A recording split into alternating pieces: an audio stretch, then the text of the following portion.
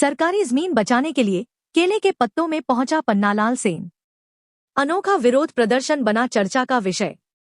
मंदसौर जिला कलेक्टर कार्यालय में मंगलवार की जनसुनवाई में एक अनोखा दृश्य देखने को मिला, जब दलोदा तहसील के लालाखेड़ा गांव निवासी पन्नालाल सेन पूरे शरीर पर केले के पत्ते लपेटकर अपनी शिकायत लेकर पहुंचा।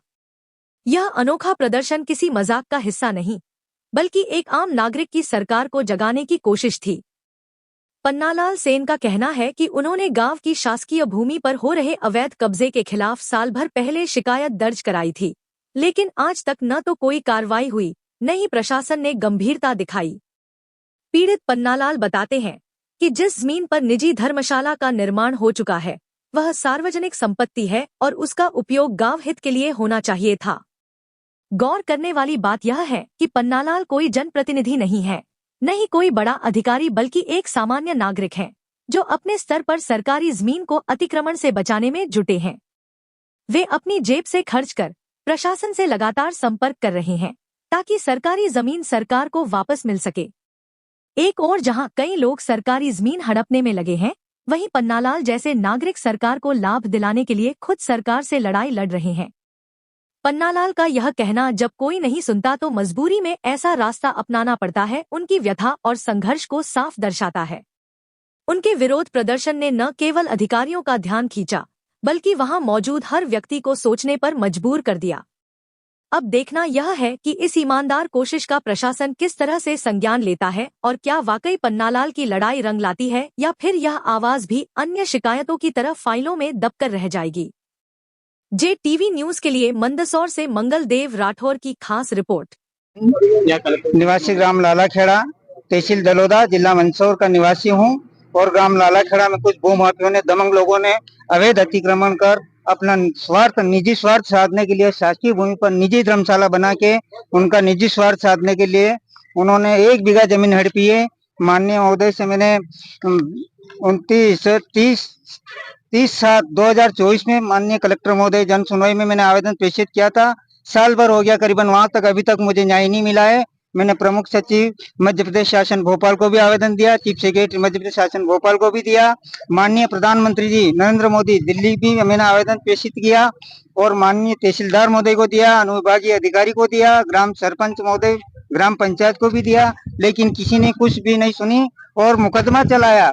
मुकदमा क्या, तहसील में प्रकरण चालू हुआ। प्रकरण में मुझे अवार्ड मिलने की जगह मैं कंगाल हो गया हूँ। अवार्ड मिलना चाहिए मुझे भी, शासकीय जमीन छुड़वा रहा हूँ मैं, कोई मेरा उसमें निजी हित नहीं है। मैं शासन की जमीन शासन के सुपुर्द करना चाहता हूँ। ऐसे भूमाफियों के खिलाफ कार्रवाई कर उसे दंडित किया जाना चाहिए। अगर ऐसे विद्रोह बढ़ता जाएगा और हर गांव में अगर ऐसे अतिक्रमण होता जाएगा तो शासकीय भूमि बचेगी कहाँ?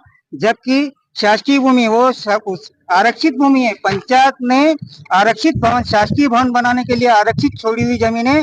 ऐसी जमीन पे उन लोगों ने मेन रोड से लगी हुई करोड़ों रुपए की कीमती जमीन है, जो शासन को क्षतिग्रस्त कर रहे हैं, सरकार को नुकसान पहुंचा रहे हैं। वो अपना निजी स्वार्थ साधने के लिए निजी देवनारायण निजी धर्मशाला का उन्होंने बोर्ड लगाया है। कुछ 4-5 समाज के व्यक्तियों ने मिलकर दमंगता से, आज दिन तक कोई अधिकारी मौके पे नहीं आया, साल भर हो गया। सिर्फ पटवारी आया, उसने सिर्फ पंचनामा बनाया।